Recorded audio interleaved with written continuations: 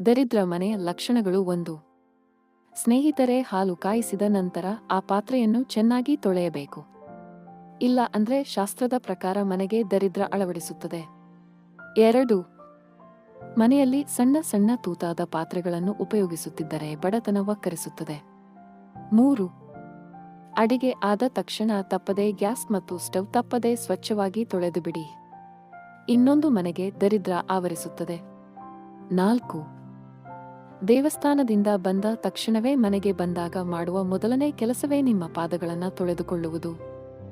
5. ನಿಮ್ಮ ಮನೆಯ ಮುಖ್ಯದ್ವಾರದ ಮುಂದೆ ಯಾವುದೇ ಫೋಟೋಗಳನ್ನು, ದೇವರ ಚಿತ್ರಗಳನ್ನು ಅಳವಡಿಸಬಾರದು. ಇದರಿಂದಲೂ ಕೂಡ ನನಗೆ ದಾರಿದ್ರ್ಯ ಬರುತ್ತದೆ. 6. ಹೊತ್ತು ಗೊತ್ತಿಲ್ಲದ ಸಮಯದಲ್ಲಿ ಸಂಭೋಗ ಮಾಡಿದರೆ ಮನೆಗೆ ದಾರಿದ್ರ್ಯ ಆವರಿಸುತ್ತದೆ. 7. ರಾತ್ರಿ ಹೊತ್ತು ಮನೆಯ ಕಸ ಗುಡಿಸಬಾರದು. 8. ಗುರು ಹಿರಿಯರಿಗೆ ಗೌರವ ಕೊಡದೆ ಇರುವುದರಿಂದ ಮನೆಗೆ ಬಡತನ ಆವರಿಸುತ್ತೆ.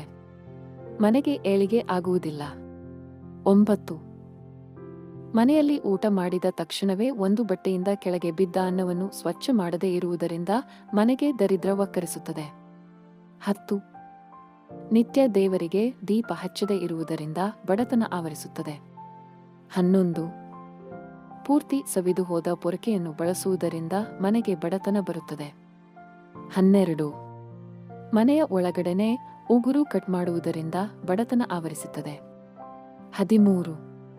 ಕಸ ಗುಡಿಸುವ ಪೊರಕೆಯನ್ನು ಎಲ್ಲೆಂದರಲ್ಲಿ ಬಿಸಾಕುವುದರಿಂದ ಮನೆಗೆ ಬಡತನ ಆವರಿಸುತ್ತದೆ. 14. ಮುರಿದ ಬಾಚಣಿಕೆಯಿಂದ ತಲೆ ಬಾಚುವುದರಿಂದ ಬಡತನ ಬರುವುದು. 15. ಒಡೆದ ಕನ್ನಡಿಯನ್ನು ಮನೆಯಲ್ಲಿ ಇಡುವುದರಿಂದ ಮನೆಗೆ ದಾರಿದ್ರ್ಯ ಆವರಿಸುತ್ತದೆ.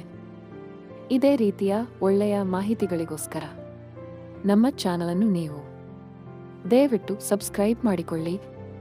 ಈ ವಿಡಿಯೋ ಇಷ್ಟ ಆಗಿದ್ರೆ ದಯವಿಟ್ಟು ಈ ವಿಡಿಯೋನ ಎಲ್ಲರಿಗೂ ಶೇರ್ ಮಾಡಿ ಹಾಗೂ ವಿಡಿಯೋನ ಲೈಕ್ ಮಾಡೋದನ್ನು ಮಾತ್ರ ಮರಿಬೇಡಿ.